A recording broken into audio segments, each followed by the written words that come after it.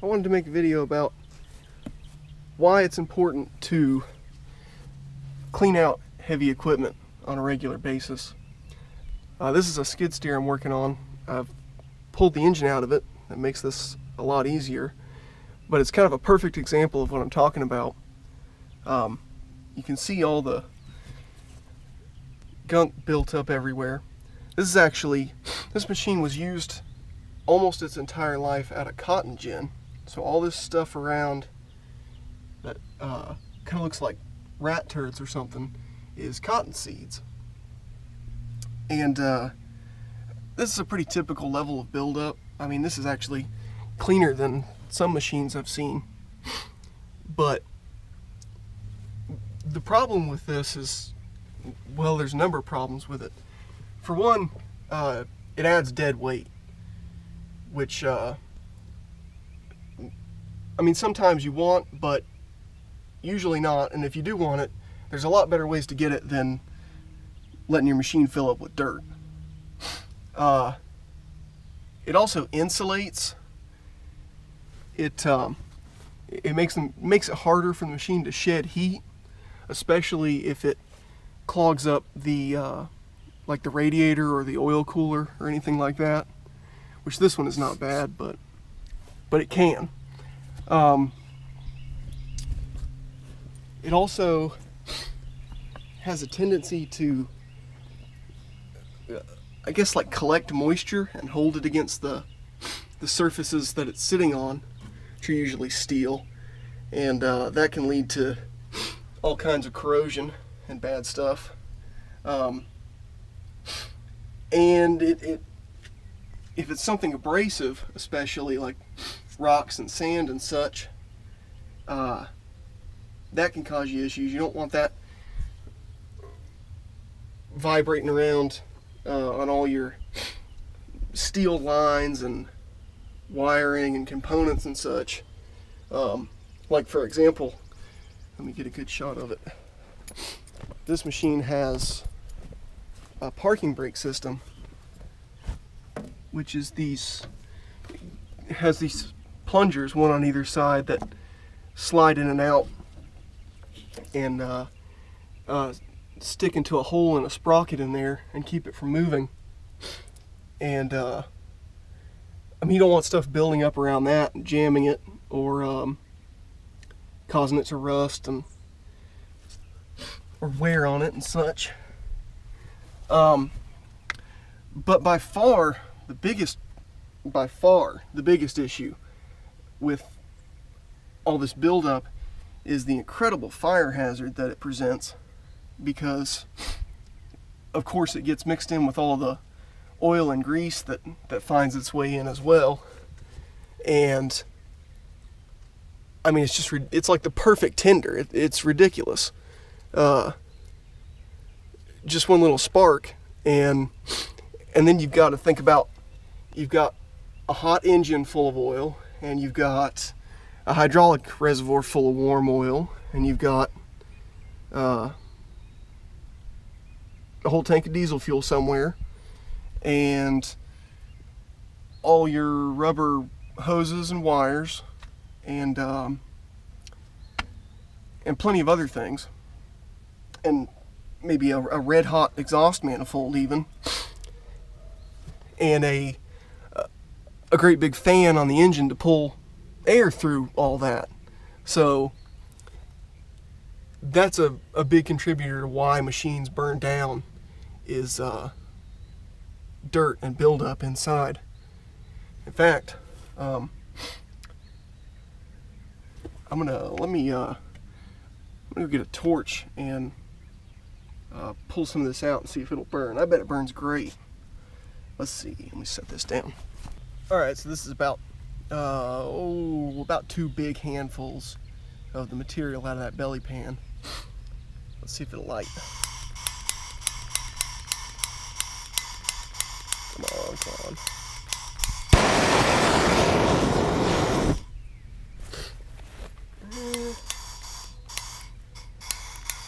Where's the crappy torch?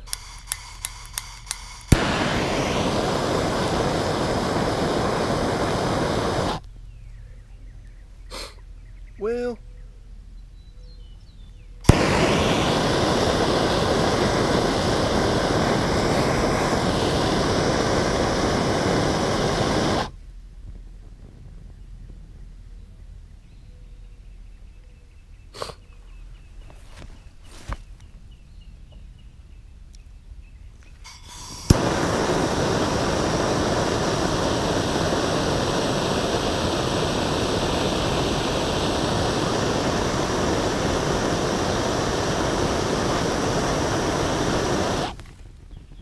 all right, well, I suppose it's not explosively flammable, but I mean, it's definitely flammable, and you can smell the all the oil and grease burning out of it. And it's not just because it's cotton waste. It's just about anything that's fine enough to settle in a pan will do that. Be it anything from rock dust to I don't even know, topsoil, just whatever. Whatever the machine works in, that's what's it's gonna collect. I guess maybe the possible exception for a machine you'd never have to clean out is like one that's only ever used for snow removal or something. But I mean, you can run into weird problems too with, I've seen machines that have been used for like fertilizer or rock salt or something corrosive, and they weren't washed out, and I mean, they can just rust through parts and basically be totaled, all just because they weren't washed out. But I've got a bucket and a trowel, and I'm gonna just shovel out everything I can before I start washing.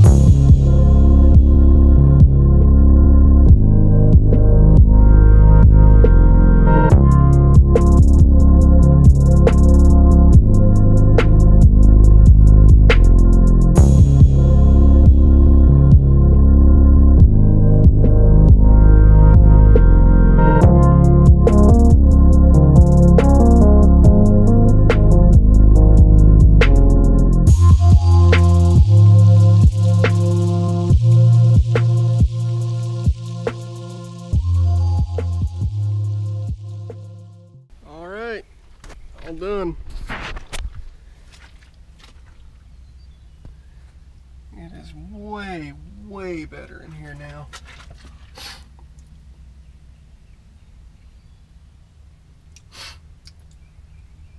There's still a few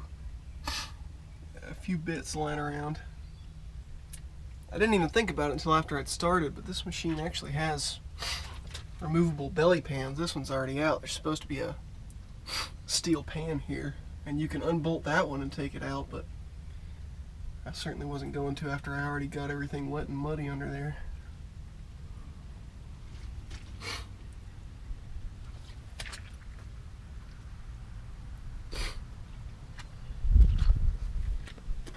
A couple of things I forgot to mention before I started is if you're washing out equipment like this, try to find a wand for your pressure washer that's shorter than that. That's more for, like, I guess washing houses and cars and stuff, and it's really difficult to get into all the little nooks and crannies. I need to get a shorter one. And as far as like keeping water out of electronics and stuff, typically on a piece of equipment, especially an older one, it's not going to be that big of an issue.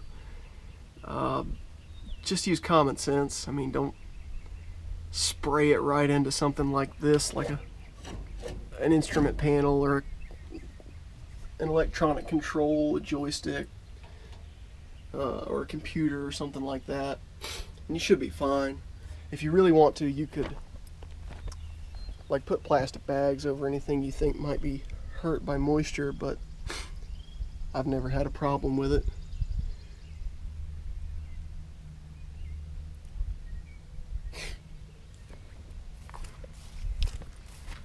That's it. Having the engine out made it a lot easier to get to everything.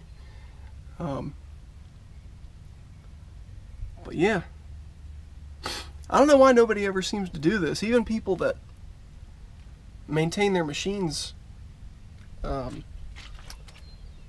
know, change fluids and filters and stuff like that on a regular basis, they still don't seem to clean them out as often as they should, or ever. Usually they don't get cleaned out until something breaks and they have to go to the dealer and fix it. And the dealer washes it out for $120 an hour or whatever they charge. And actually, that's a good point. Is another benefit to keeping it clean is it makes it so much easier to work on. Not having to fight all that dirt. But I've got a few more things I want to wash while I've got this thing out, but I think that'll do it for this video. Thanks for watching.